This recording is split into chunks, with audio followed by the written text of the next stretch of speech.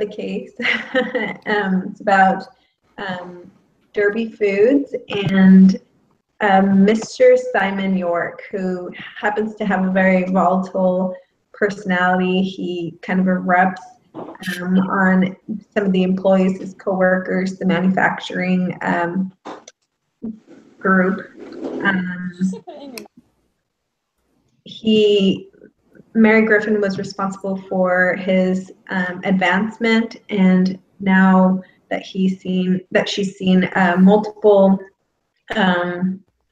outbursts from him, she's now going to talk to him further and see what she can possibly do to kind of mellow him out and help him have more respect for his coworkers.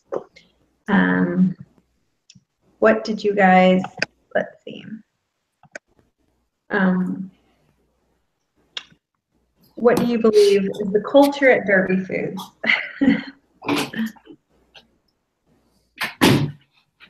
It's kind of hard because I feel like it is one thing, but then like with the situations it described, it kind of seems like it's something else. So like the way it describes it makes it sound like it's something that is kind of like not a very good place to work. Like people don't really respect each other's like ability to like they're like, you know, like kind of like they're gonna make mistakes kind of, I guess. I don't really know how to explain it. But like they don't really like accept that other people can make mistakes and that it's okay if people make mistakes. But I feel like it's not like that overall. I think that was just part of the situation that they described. Mm. There you go. Well, I feel like that was just how what's his name was acting. What was his name again?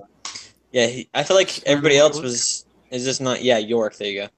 I just feel like York is the one that's kind of being the hot shot, or so they said, and making everybody feel bad. I mean, I feel like there's a difference between telling people, you know, what they could do better, like and to improve, without degrading them and making them feel bad about their work. I don't know. I feel like that kind of leadership just isn't effective. Mm-hmm. Yeah. I feel like there's two things. The first one is when that one man came up and he was all hot and telling old Mary that you better get this, to, you know, tell this guy what's what, because that's not how we do things around here. But then it also talks a little bit about as long as he was being very creative, people kind of looked the other way. Mm-hmm. And so it feels like, oh, well, this is not what we do, but no one wants to address it. No one really wants to tell him, hey, this isn't, you know, this isn't acceptable, as long as he can kind of dazzle them a little bit. Yeah. Seemed like it was a pretty awkward situation, so kind of interesting. I don't know if I would have spoken up in that board meeting or whatever meeting they were having, but definitely would have pulled them aside right afterwards. But yeah, it seems like, yeah, they want a certain type of culture, but they are also not making the steps right away to improve that environment for their employees, I feel like. All right. What do you think what are some corporate politics and how can it affect culture? In this particular case, or I couldn't hear the whole question. What are corporate politics and how can it affect culture? Just in general, I guess. Well, in this one, he is finally climbing the scales of rank in a way, and he's got you know, corporate's attention, or at least the higher ups in that part of the company. So it's easy to kind of switch being from kind of your natural self, which is why they liked him, to suddenly they're looking at me, so I have to step it up and really prove I'm worth even more, because that way I can get to the next level. And that's the mistake that he's making. Mm-hmm. Yeah, that makes sense. Does anybody else have a different point of view, or? Well, I agree. Oh, keep going. Sorry. In the case, it mentions that initially Mary Griffin didn't, after the board review meeting incident, she didn't initially talk to him because she felt that he was trying to kind of insert himself. He'd been recently promoted. I know that sometimes in certain corporate environments, newly promoted people feel like they have to bark a little loudly, try to get people's attention, and maybe try to get people to fall in line with what they think needs to happen. And I think it affected the culture in the meeting because Mary Griffin noticed that the rest of Simon York's staff were kind of just uncomfortable the rest of the time and unwilling to participate, and it seemed like they wanted to just get over with and get out of there. So long term, if a culture is allowed to grow like that, then you're going to have really low morale, and you're going to run into those the negative leadership styles that we read about last week. Mm-hmm. I was just reading something right along those lines that, you know, people need to believe in themselves, and if they're constantly demeaned, then they're not going to participate, collaborate, or innovate. And yeah, that's going to be really sad for this company if they allow this Mr. York to continue to act this way, because it will have a long-term effect on the morale of the company. All right, what do you guys recommend Mary Griffin should do?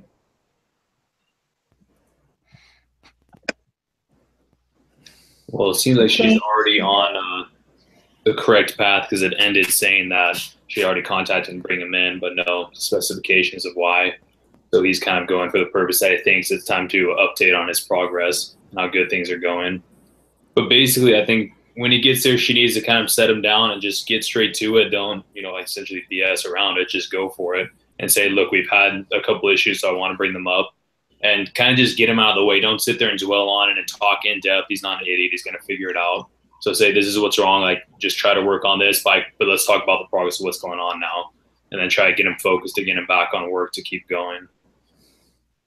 Do you think that that might influence his decision to stay in the company?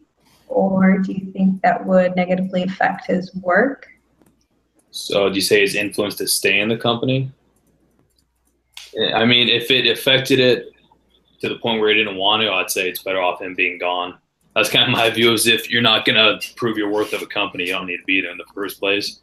But, I mean, I think he would realize, like, okay, like, maybe I did mess up, especially if you word it correctly. And then he would kind of mellow out, like, let's get back on track to work done, let's get this done, and kind of praise how good things are going. It's just how you deliver the message really is how it's going to go. Yeah, I agree. I think if she can say, you know, you're so creative, we really value you, but you need to realize that, you know, you got to make some changes here. This is a new position in leadership for you, and maybe you haven't come up against these kinds of things before. Maybe you're pushing a little too hard, you know. Yeah. Mm-hmm. And sometimes it's good to let them know that, like, what you're doing, you kind of are on another level, which is why we set you up in this position. You have to realize these people are under you. They're not performing quite the same, so you can't expect them to be exactly the same as you. So you have to be a little more tolerant of what's going on, because that's your job. Yeah, I agree. Well, and she needs to lead that meeting too, because he's going into it with already an agenda, his agenda. So she needs to set the tone for the meeting and make sure that she gets through the parts that she needs to talk about and not let him, you know, hijack that meeting. Oh, sure. That's a good point.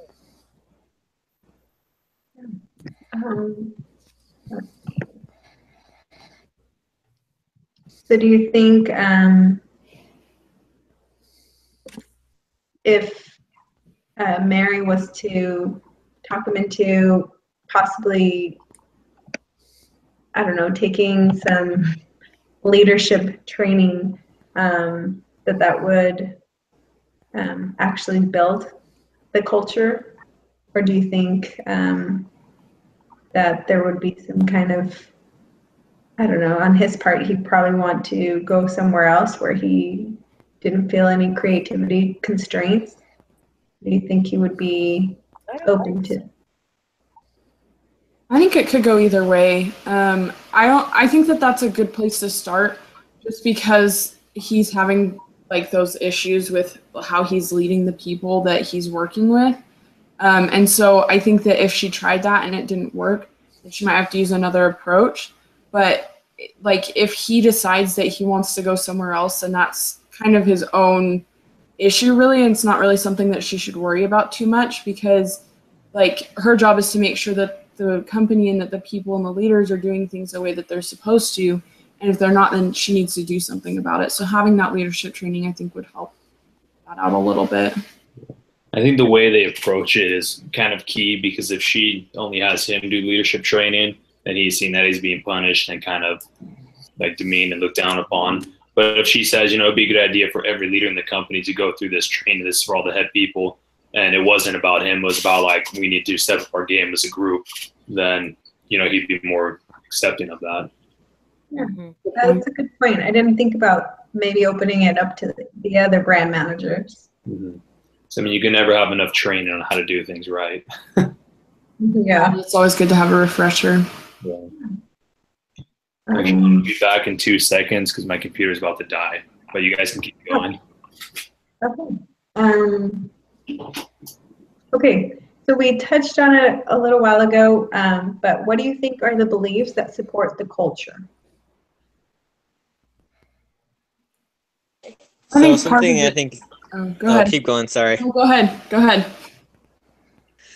So I was gonna say I think the important part of the culture is people shouldn't be afraid to make, or at least one aspect of it that's important. People shouldn't be afraid to make mistakes.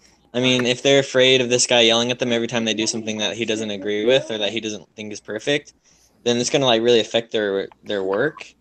I feel like they should, you know, obviously mistakes aren't good, but I mean they could help you learn and they could help you do better. If you're so afraid of making mistakes, it's gonna affect your work, then that's not good. I would hope that the culture in this company is one that, you know, people aren't afraid of their leaders, but they know that they're there to support them and they're going to do their best, but yeah, they're not like driven by fear. Good point. What was the question again? Because I forgot what I was going to say. It was, what are the beliefs that support the culture? What do you think are the beliefs that support the culture? Well, I was just going to say that, like, you know, they want things done right, but I also think that people, because like with the issue where they had like the label was done wrong or whatever, like, yeah, you want things to look the way that you think that they should, but like the way that he approached it was wrong. So I think the belief is that things should be done in such a way that they're like I don't really know how to explain it, but like, you know, just done like the way that they should be in order to present yourselves in the best way possible. And like, you know, when he was talking in that board meeting about, you know, if the other people were here, like that would have been really bad. Like, I'm glad this is an internal meeting.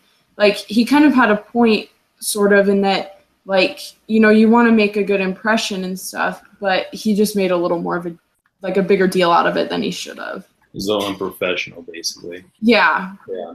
Because what they're handling seems like accounts that are quite large and, you know, would only be looked at if you were a professional. So I understand what he was saying. But I think it was a little, there's irony in what he was saying, because even though what he was arguing was true, the way that he did it, he was so unprofessional. And if he would have acted like that in, you know, when they were presenting that to somebody that actually was in a position of power, that would have been negatively reflecting upon him and the company. So I don't know. It would have been much worse. I mean, you can accept that somebody makes a little mistake, but it's different. You're going to lose trust if you see somebody's being a jerk to all the people who made this all mistakes, and suddenly everybody's going down. You're like, man, can we trust this company right now? Exactly. It goes back to trust. And when I was reading the Speed of Trust, it talked about how the golden rule and how you're supposed to demonstrate respect. And you want to see that in all aspects. Like, we're doing some international business in Mexico, and one of the things that is important to them is that making sure that the people that you're doing business with, their close relations, are honest and respectful and are in line with their culture. And if that doesn't line up for both business sides, then you're not going to have a negotiation, because people are going to lose trust when they see that. Mm-hmm. Okay. Sorry, spiel over. Good. Yeah. Do you guys have any other? And sometimes I know sometimes there's a a leader will think that there's a certain culture in place, and it takes a situation like this for them to actually realize that there's a problem, and then they can go ahead and fix that. Yeah. And it seems like that was this way in this hypothetical situation. Yeah. So, what do you think Mary can do to reinforce the culture specifically? What are like one or two things she can do to really not just... Hey guys, can you hear me? Yeah. Yeah. I'm going to need to leave the call and try to get back in because I can't hear anybody. Oh. Everyone's just talking and I can't hear. So I'm going to leave the call and come back in, okay? Okay. All right. So we can just continue from there while she's going back. Yeah, we can keep going. Yeah. What are one or two things that Mary can do specifically to improve the culture? I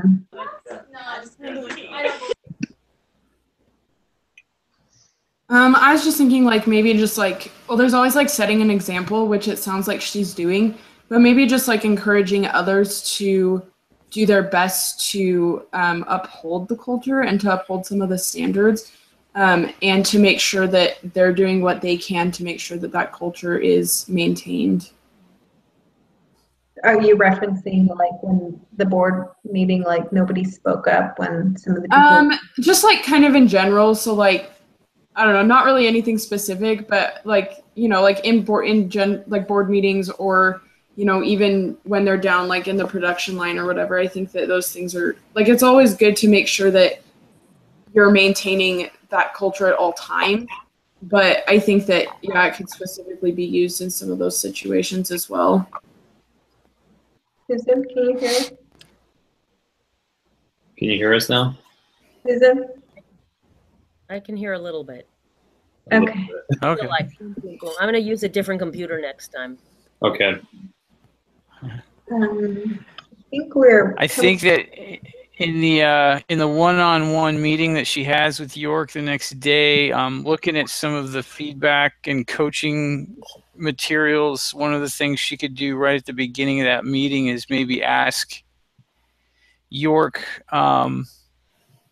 about the incident on the production floor and how he saw the situation, and then kind of coach him through how that situation might be able to be handled a little bit more diplomatically. Yeah. And maybe just a small adjustment at a time.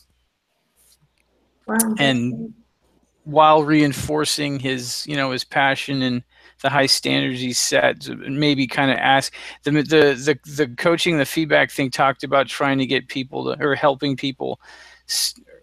You're trying to see the situation through their eyes first before you go into some diatribe about how it could be fixed and stuff. And then maybe while they talk through it, and they might be able to see one or two things that can be done. Yeah. Definitely. And maybe that way, maybe it's a possibility he realizes he stepped on some toes. Maybe he sends an apology or talks to the production floor manager in person, and that could kind of bridge a little bit of the gap that was created. Yeah. One thing I was thinking about, they did do kind of what I was saying before, like a full training for all the kind of head leadership.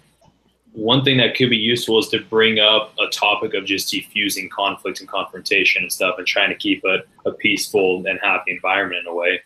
Because adding something like that, it could help all of them, and then he could see like, wait, like maybe I didn't do this quite right. And so they could even add in a couple little mini case study examples that would be kind of related to something that happened that he had seen, and he could self-evaluate and be like, okay, I need to fix that next time. Yeah, good idea. Yeah, that is great. Are there any other comments?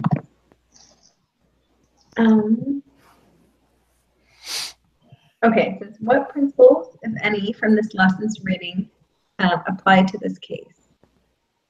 So we've been, well, I'm probably behind everybody else. So I'm just got done with the 4 core principles. And I've been reading about respect and intent.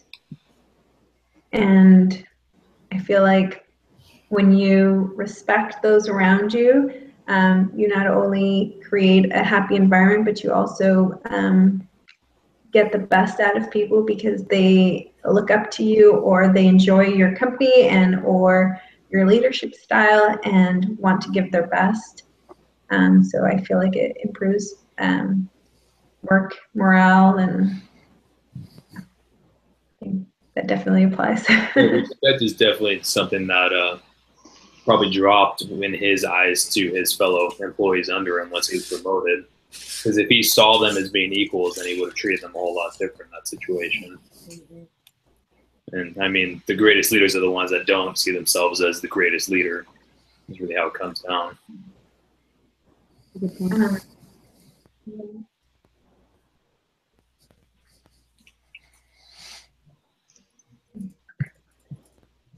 All right. Nobody has any other comments. I think we are good to end this. Do you guys have any other thoughts, comments? I don't think I have any, but he did say to make sure that the meeting's half an hour. So we might want to talk about like a couple other things. What are we at right now for time? Yeah, where are we? I don't remember. I mean, it doesn't need to be exactly an hour, as long as this. Well, honestly, this wasn't really a long case either. Right, but I think we pages. started around 8:45, so I just want to make sure that we're not too short. I'll send a lengthy email if he gets mad that we're a few minutes off, and ignore half of the training that we've gone through for respect. All right. Well, I can ask some more questions. That's okay. Well, has everyone, one of the things we could talk about is, has everyone signed up on the list to be the, whatever it's called, the group leader? The group leader? I have. I'm doing it in like 2 weeks or something. Yeah, I think I'm after you. I think I'm next week. I'm not on it. So I haven't signed up for that yet. How do we sign up for that? It's on the instruction page for the case study. Yeah, it's the same doc. It's just it's the second tab. I saw it today. Where did I see it today? Okay, I'll just have to look on there and I'll sign up for a week. If you go to the case study activity instruction page, there's a thing that says group leaders sign up on number 4 of this week's group leader section, and that'll take you to it. So Jeremy, did you say you signed up for next week? Yeah, I'll take care of it next week. Okay. all right. I was just gonna ask, so just make sure I get everybody's name on there right. We've got Susan, Allison, Braden, Jeremy, Christian, Lonnie, and then is it Mike or Sean? Sean. Okay. There's a Mike in there, but I don't know that he's going to be joining us. So Okay. I will make sure and get everybody's name on there. 1, 2, 3. Yep, that's everybody. So I can do the both ways next week too. Normally, I just copy the HTML That's what I do. address and then send it to you, but I can invite you to directly if that's what people prefer. So. All right. And are we all supposed to submit the link to this video, or just one person from the group? I think just No. So the person that records it submits it. Oh, it's you, Jeremy. And then if you want, yeah, I can do that right now, and I'll also send you a link to the video. Yeah. To just for the heck of it, if you want to go back, I don't know.